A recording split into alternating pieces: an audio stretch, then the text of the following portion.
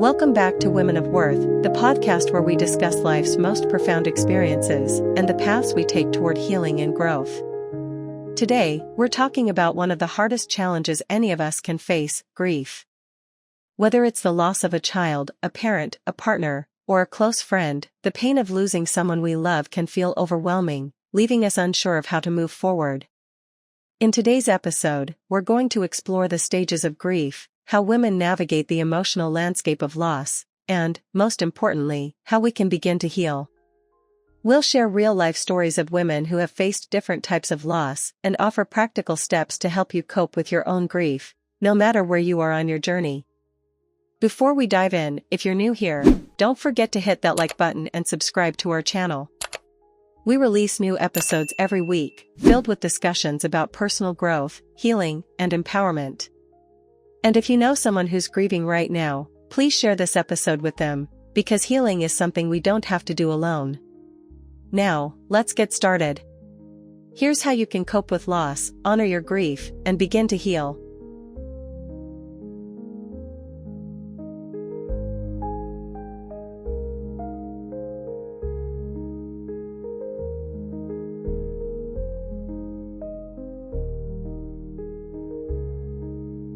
Welcome to our deep dive, and today it's a topic that we'll all encounter sometime in our lives. Yeah. Grief and healing after loss. Mm.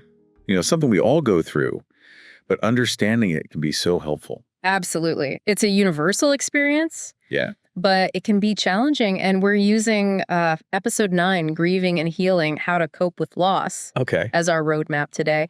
And we're going to really explore the different stages of grief, Okay. dive deep into various types of loss, and uncover some tangible coping mechanisms that you can actually use. That's what I love about these deep dives. We take this potentially overwhelming topic and break it down into something we can all understand and use. Exactly. And speaking of overwhelming story, this episode features some pretty personal stories. Like Sarah's experience after her mother's unexpected death. Right. She went through a powerful period of denial. Yeah, those stories really bring the complexities of grief to life. It's not just an abstract concept. It's something people grapple with in their own unique ways. Right.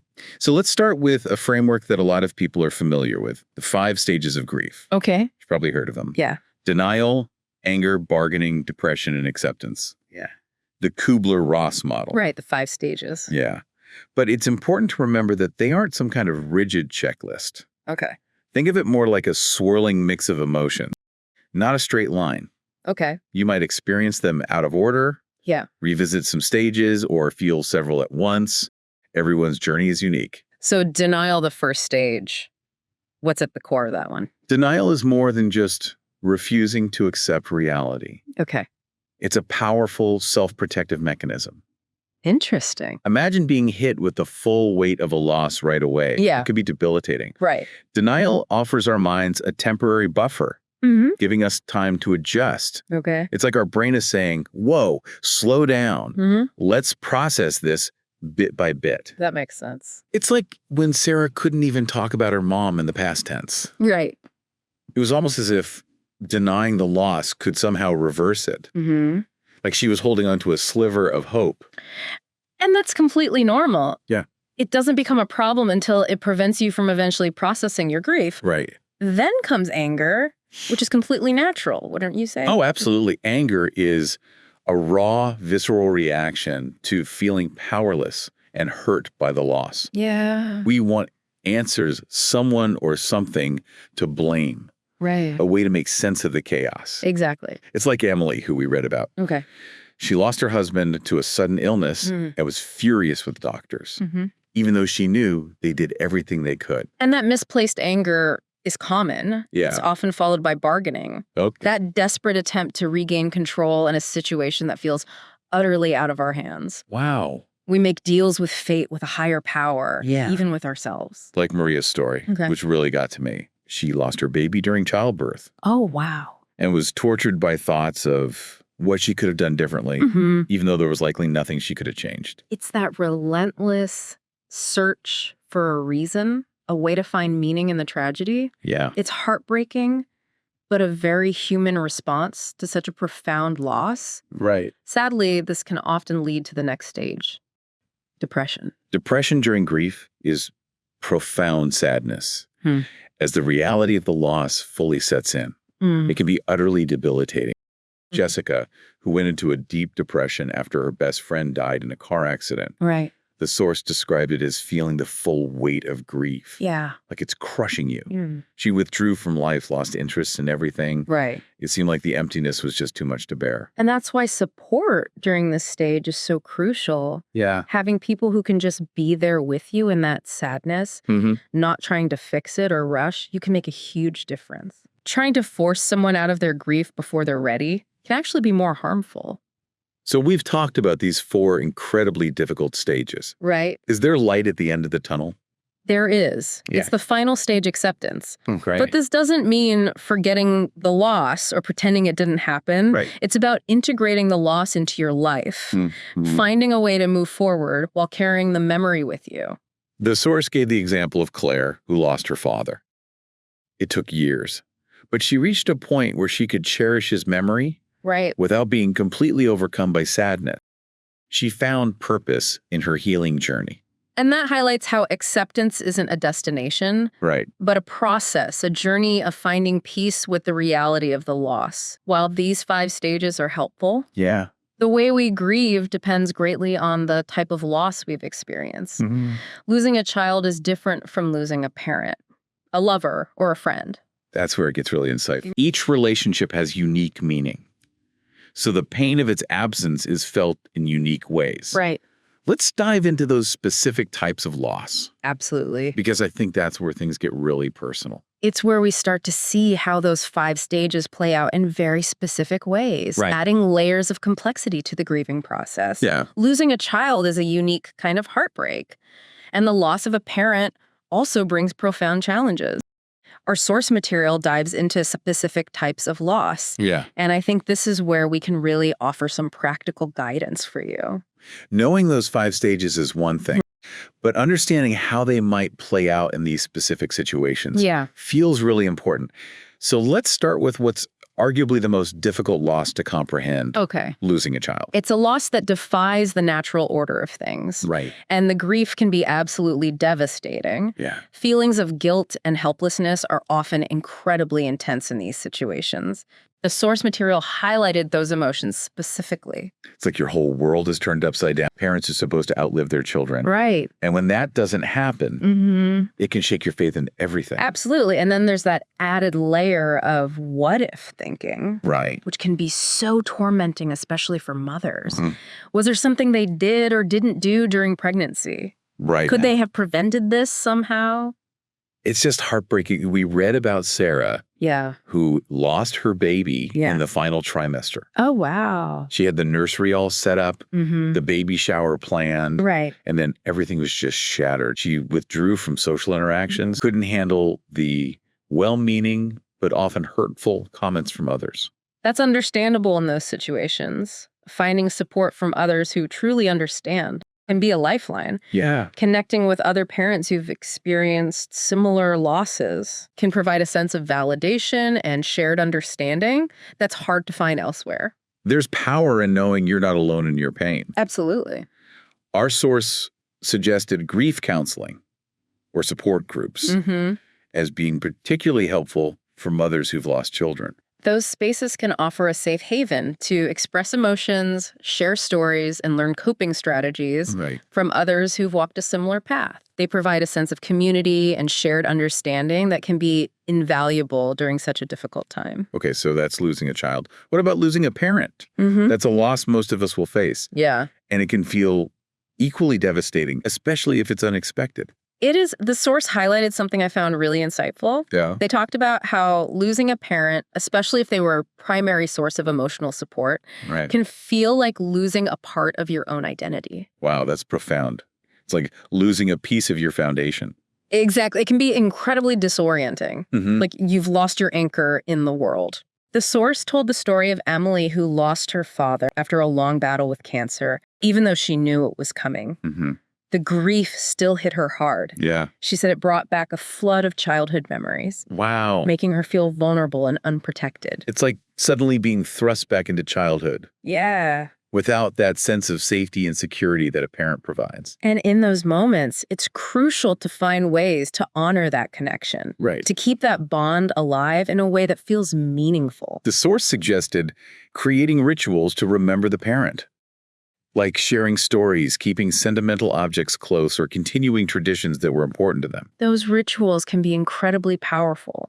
They allow us to hold on to the essence of the person, to keep their memory alive in our hearts and our actions. Right. It's a way of staying connected even when they're physically gone. So we've talked about losing a child, losing a parent.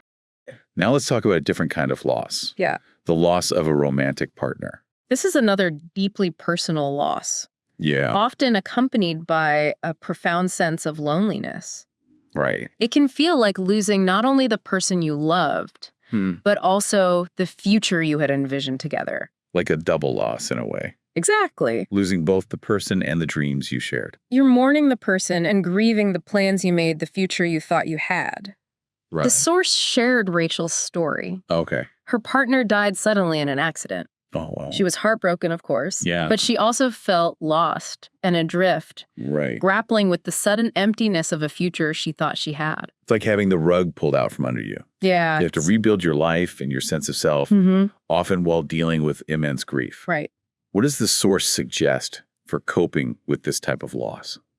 Well, they talked about the importance of finding ways to continue the conversation, Okay. so to speak, even in their absence. What do you mean by that? It could be through journaling, writing letters to the deceased partner, or finding symbolic ways to maintain a sense of connection. Okay. It's about finding a way to honor the relationship and process those emotions, Right. even though they're no longer physically present. So it's about integrating that loss into your life. Yeah. Without feeling like you're erasing the person or their importance to you. You're acknowledging the void they left while still finding a way to move forward. Exactly. It's a delicate balance, and it takes time and effort. But it's possible to find that equilibrium, honor the past while embracing the future. Okay, so we've covered losing a child, losing a parent, losing a partner. Right. That leaves one more significant type of loss. Losing a friend. This is a loss that's often overlooked or minimized, but it can be incredibly painful. Right. Friendships provide companionship support, shared history. Mm-hmm. Losing that can leave a huge hole in your life. It's like losing a part of your support system, a confidant, Yeah, someone who's known you for years. It's a unique kind of grief for sure. it is. And our source emphasized that losing a close friend can be particularly difficult for women who often rely heavily on their female friendships for emotional support. Yeah. Think about Jessica's story. Right. She was devastated after losing her childhood best friend. They'd been inseparable for years, and suddenly she felt completely lost without her. That really resonated with me. Yeah? The source talked about the importance of finding ways to honor the friendship, but it also emphasized the importance of allowing yourself to form new connections. It's not a betrayal of the lost friend to move forward and create new bonds while still cherishing the memories of the one you lost. That's an important point. Grief shouldn't isolate you from forming new, meaningful relationships. It's about finding a balance between honoring the past and embracing the future. Okay, so we've covered the 5 stages of grief, Right. and we've explored the unique challenges of different types of loss. But I think what a lot of people are wondering is, where do we go from here? Right. What are some practical things we can actually do to cope and heal? That's a great question, and it's what we'll explore next. Okay. Our source material actually offers some really tangible solutions that can empower you to navigate your grief journey, Right. no matter what type of loss you've experienced. Okay. So we've talked about this emotional roller coaster of grief and how it shows up differently depending on, who we've lost. Right. But now I want to kind of shift gears and focus on, what you can actually do to navigate this really difficult terrain. Our source material offers some really practical solutions for coping and healing, and I think listeners are going to find them quite empowering. I agree because, when you're in the thick of grief, Right. it can feel so overwhelming. Like, where do you even begin to pick up the pieces? Right. You feel lost. You don't know what to do next. The first and most crucial step might seem obvious. Okay. Allow yourself to grieve. Okay, that sounds simple enough on the surface, feeling there's more to it than just, feeling sad. You're absolutely right. See, many people, and maybe you can relate to this, feel pressure to be strong, Right. to put on a brave face and to move on quickly. But trying to bottle up your grief only prolongs the healing process. It's like trying to hold a beach ball underwater. Exactly. Eventually, it's going to pop back up with even more force. Yeah, you have to let yourself feel those emotions. So it's not about being okay all the time. Right. It's more about riding the waves of sadness, anger, confusion, all of it. Precisely. And that's where the second solution comes in. Okay. Seeking support. Because while it can be tempting to isolate yourself when you're grieving, connecting with others who understand can be incredibly powerful. There's that saying, shared joy is doubled, shared sorrow is halved. Exactly. Having people to lean on can make such a difference. Grieving alone can intensify those feelings of isolation. And make the burden even heavier. Yeah. Our source suggests finding a grief support group, talking to a therapist, or simply leaning on close friends or family members who can offer a listening ear without judgment. And I imagine that the type of support that's most helpful might vary depending on the type of loss you've experienced. Absolutely. Like for parents who've lost a child, connecting with other parents who've been through that unimaginable pain could be incredibly validating. There's a unique understanding and empathy that comes from shared experience. And for anyone, grieving therapy can provide a safe space to process emotions, explore coping mechanisms, and work through any complicated feelings that might arise. So we've got allowing ourselves to grieve, seeking a support. Right. What's the next practical step? This one might surprise you. Okay. Creating new rituals. Rituals. Yeah. How does that help with grief? Well, when we lose someone, we lose those everyday interactions. Those shared moments that made up our relationship with them, creating new rituals can help us maintain a sense of connection even in their absence. It's not about replacing the person or pretending that they're still physically here, right? Right. It's about finding ways to honor their memory. Exactly. In a way that feels meaningful. Yeah. And helps you feel connected to them. The source gives some great examples like lighting a candle on their birthday, keeping a photo of them nearby, volunteering for a cause they cared about, or even continuing a tradition you shared together. It's about creating a tangible link to the person. Exactly. A way to keep their spirit alive in your daily life. And these rituals can evolve as you move through your grief, right? Absolutely. The key is to find what feels authentic and comforting to you. Okay. There's no right or wrong way to do it. Right. What works for one person might not work for another. We've got allowing ourselves to grieve, seeking support, and creating new rituals. What else can help on this healing journey? Something that's often overlooked but incredibly important. Okay. Taking care of your physical health. Yeah, I can see how that might fall by the wayside when you're grieving. Right? It's hard to focus on things like eating well and exercising. Yeah. When you're feeling so emotionally drained. It is, but grief affects us not only mentally and emotionally, but physically as well.